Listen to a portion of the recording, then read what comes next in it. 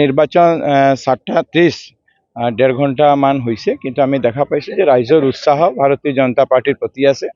ৰাইজৰ উৎসাহ যে আমি ইমান বছৰ কংগ্ৰেছক পঞ্চায়ত ব্যৱস্থা হওক, বিধানসভা হওক, লোকসভা আমি দিছোঁ, এতিয়া আমি দিব নিবিচাৰোঁ।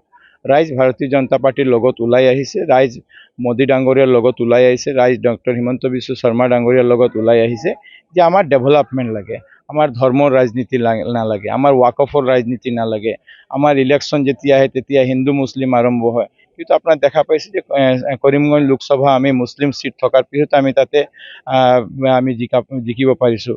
আজি চামাগুৰি যাত 65% মুছলিম থকাৰ পিছতে আমি ইমান ভোটত আমি জিকিছোঁ।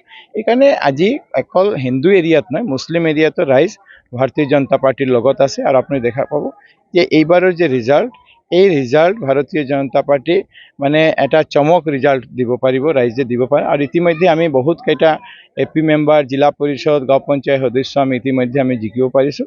আমাৰ বিশ্বাস যে ৰাইজ অভূতপূৰ্ব সমৰ্থন এই নিৰ্বাচনত ভাৰতীয় জনতা পাৰ্টি যি দেখুৱাইছে, সেই সমৰ্থনে আমাৰ ভোটৰ যে ভোটৰ গণনাত প্ৰতিফলিত হ'ব। কি হ'ব বৰাকৰ 3খন জিলাত বিজেপিয়ে কি ফলাফল কৰিব? বিজেপি একতৰফাভাৱে সব জিলা পৰিষদে, মই চিন্তা যে কাছাৰত কংগ্ৰেছ এটাও সিট পাব নেকি? জিলা পৰিষদ মোক নালাগে যে কংগ্ৰেছ এটাও সিট পাব। কোনোবা ঠাইতে AP মেম্বাৰ এটা দুটা পাব পাৰে, কিন্তু জিলা পৰিষদ এটা পোৱাৰ কোনো সম্ভাৱনা নাই। কাৰণ কংগ্ৰেছ যে টিকেট দিছে, ধনৰ বিনিময়ে টিকেট দিছে। বহুত কংগ্ৰেছৰ কেণ্ডিডেট তেওঁলোকে টিকেট পোৱা নাই, কাৰণ তেওঁলোকে টিকেট পাব ইমান বছৰৰ পৰা কংগ্ৰেছ কৰিছে। বহুত কংগ্ৰেছে কাৰ্যকৰ্তা মোৰ ওচৰতো দুখ প্ৰকাশ কৰিছে, আমি ইমান বছৰৰ পৰা কংগ্ৰেছৰ কাৰণে কাম কৰিলোঁ, কিন্তু কংগ্ৰেছৰ সভাপতিজন টকা লৈ আৰু এজনক টিকেট দিছে। কোনোবা এনেকৈও কৈছে যে আমি অলপ কম টকা দিছিলোঁ, যাক বেছি টকা দিছে, এনেকৈ দিয়া হৈছে। সেইকাৰণে আজি কংগ্ৰেছৰ কৰ্মী যিবিলাক আছে, কংগ্ৰেছৰ কৰ্মীয়ে কংগ্ৰেছক ভোট দিব নিবিচাৰে। কংগ্ৰেছৰ প্ৰেছিডেণ্টক আপুনি দেখিছে ডিঙিত ধৰি তেওঁক কংগ্ৰেছ কাৰ্যকৰ্তা ৰাস্তাত আনি মাৰপিট কৰিছে। কিন্তু সেইকাৰণে ৰাইজ উন্নয়নৰ লগত থাকিব বিচাৰে, য'ত উন্নয়ন, য'ত ডেভেলপমেণ্ট, একেই মন্ত্ৰলৈ আমি কাম কৰি আছোঁ। ৰাইজ মাননীয় মুখ্যমন্ত্ৰী ডক্টৰ হিমন্ত বিশ্ব শৰ্মাৰ লগত থাকিব, পদম ফুলৰ লগত থাকিব। আপুনি কিভাবে কংগ্ৰেছতকৈ নিৰ্দলীয় ফলাফল ভাল হ'ব নেকি এইবাৰ? আমাৰ বহুত ঠাই আছে য'ত নিৰ্দলৰ লগতে আমাৰ ইলেকশ্যন আছে।